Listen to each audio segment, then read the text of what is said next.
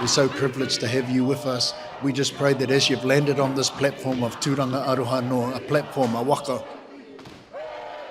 it's actually the first chance you'll ever get because you never got one in the first place for many of our people.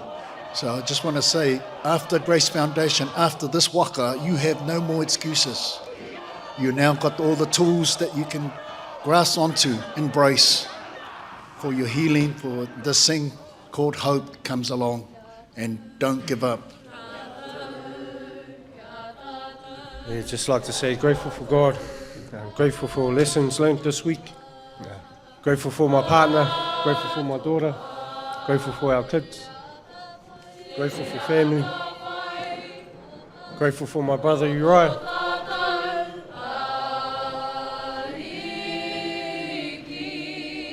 Very grateful to be here today. We get a lot of awhi and grace, and I really love it because it helps to build our confidence in that within ourselves and helps us to believe in ourselves more. It's really beautiful.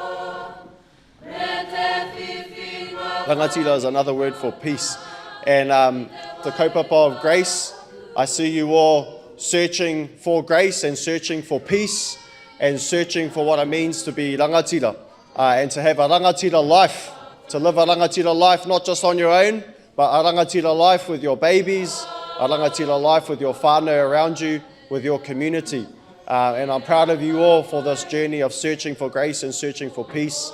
And I'm grateful for this kaupapa, I'm grateful to be a part of it. I'm grateful for communities like this and people, rangatira leaders in their own right in their communities. I'm grateful for the opportunity to stand in front of you.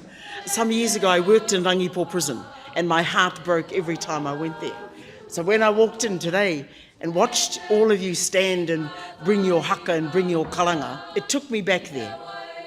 But I'm glad you're not there and you're here delivering such a powerful Māori thing.